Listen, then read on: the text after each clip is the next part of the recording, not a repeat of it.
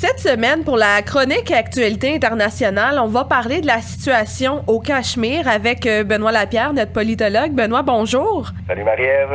Au Cachemire, la tension continue de monter depuis que le gouvernement indien a révoqué l'autonomie de la région il y a 2 semaines. Il y a eu des arrestations de manifestants par milliers, des restrictions des circulations, blocus des communications et escarmouches à la frontière pakistanaise.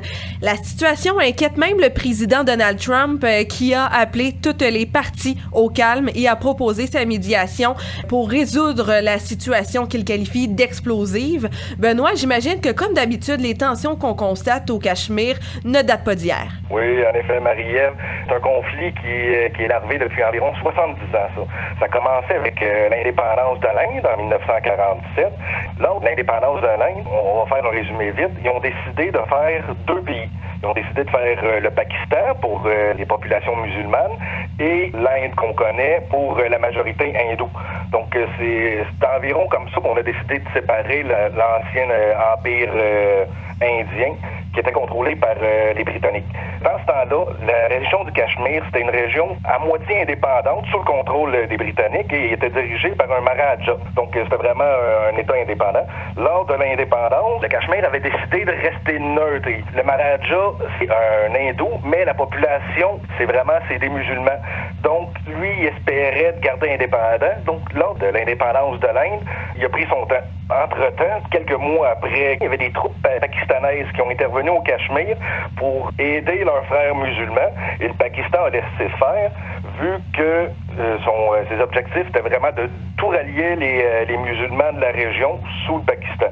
Un petit peu plus tard, lors des incursions, le Cachemire a demandé officiellement de l'aide à l'armée indienne. L'Inde a accepté, mais en échange que le pays entre officiellement dans l'Union indienne, dans le pays, dans l'Inde, en fin de compte. Les troupes régulières du Pakistan sont intervenues. C'est là où on a vu la première guerre entre le Pakistan et l'Inde en 1949. L'ONU s'est intéressée au sujet et ont déclaré un cessez-le-feu et une ligne de partage entre les deux protagonistes en plein milieu de la région du Cachemire. C'est encore cette ligne-là aujourd'hui qui est en vigueur. Ensuite, en 1959, la Chine rentre dans la région du Cachemire qui s'appelle le Ladakh et construit une route pour asseoir sa position dans les régions sensibles du Tibet et du Xinjiang. À cause de cette route-là et de la présence chinoise, l'Inde attaque la Chine en 1962. Le conflit a duré 1 mois. Ça a entraîné qu'une partie du Cachemire a été revendiquée par la Chine. Encore là, aujourd'hui, les lignes de démarcation qu'on voit aujourd'hui datent de cette époque-là. Ensuite, en 1963, le Pakistan signe un accord avec la Chine afin de lui céder la région du Xinjiang en échange d'un soutien de la Chine au Pakistan contre un conflit en Inde. En 1963, il y a eu la deuxième guerre indo-pakistanaise qui se termine 1 an plus tard. Et finalement, il y a eu des grosses escarmouches en 1984 et en 1999, encore dans la région du Cachemire, entre les Pakistanais et les Indiens. Puis c'était quand même des grosses escarmouches. À chaque fois, c'était plusieurs milliers de militaires qui ont été tués dans les 2 camps. Finalement, plus récemment, en 2016, il y a eu plusieurs émeutes réprimées par l'Inde contre la population du Cachemire qui souhaitait l'indépendance ou être attaché au Pakistan. Finalement, ces manifestations-là, en 2016, ça a fait quand même une 60aine de morts. Et on comprend qu'il y a eu beaucoup de monde et de changements dans la région au cours des années, mais en ce moment, qui fait quoi? Qui veut quoi exactement? La raison pourquoi on en parle aujourd'hui, c'est à cause du premier ministre indien, Narendra Modi. On en a parlé lors des dernières chroniques. C'est un nationaliste hindou et il cherche à reprendre le contrôle dans la région, comme on a parlé, qui était quand même assez instable. Il vient d'être élu avec une grosse majorité, donc c'est une des raisons pourquoi il se sent en confiance pour intervenir dans la région. L'Inde possède toute la partie sud du Cachemire et il revendique tout le territoire. Il revendique la partie occupée par le Pakistan et la partie occupée par la Chine. Il met des militaires dans la région, surtout aux frontières, justement pour contrôler la situation, mais aussi pour empêcher les autres pays alentours de vouloir trop s'avancer dans la région. De son côté, le Pakistan, lui, possède toute la partie nord du Cachemire et revendique les territoires occupés par l'Inde qui sont en majorité musulmanes. De son côté, la Chine a des tensions avec l'Inde à propos des territoires contestés du lac Sinchin et de la vallée du Sakram.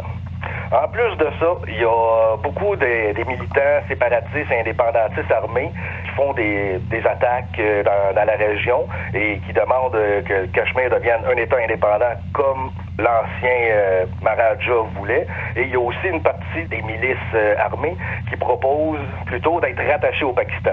Et en plus de ça, par-dessus, il y a des groupes islamistes armés qui font des attentats au Cachemire et en Inde. Donc, c'est environ les forces en jeu et qu'est-ce que les personnes veulent. Et outre les motifs ethniques et religieux, est-ce qu'il existe d'autres raisons qui motivent les acteurs à être si présents dans la région? Oui, c'est une situation géographique particulière, le Cachemire, et c'est une zone stratégique pour tous les pays qui sont engagés dans le conflit. Pour la Chine, comme on l'a dit, sa présence dans la région lui permet de renforcer sa présence dans les provinces plus sensibles du Tibet et du Xinjiang. Du côté indien, le Cachemire permet d'avoir une position avancée plus près des pays avec lesquels ils ont des conflits. Donc, ça permettrait plus des avantages géopolitiques militaires de son côté.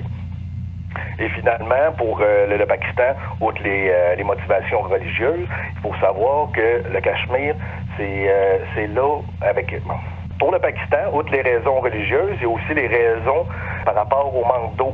Il faut savoir que Cachemire est situé dans les chaînes de montagnes himalayennes et c'est là où que la plupart des fleuves de la région tirent leur approvisionnement en eau, notamment le fleuve du Punjab, où la plupart de la population pakistanaise vit et c'est là où le gros de la production agricole se fait.